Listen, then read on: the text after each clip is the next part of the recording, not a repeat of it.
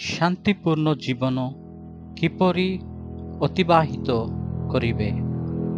शांति रहिबा पाई किछि आशा कर नाही। शांति रहिबा पाई समस्तଙ୍କୁ क्षमा कर। शांति रहिबा पाई अन्यमानଙ୍କୁ उपरे निर्भर कर नाही। शांति रहिबा पाई बल हुओ एवं बल कर एवं परमेश्वर को प्रार्थना कर।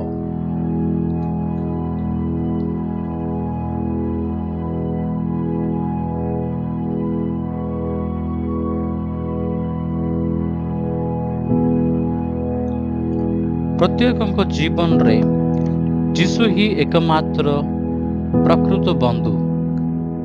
जदि आपण आपनक जीवन रे जीशु को जानिबा को चाहती दयाकरी बाइबल नूतन नियम पढ़ंतु।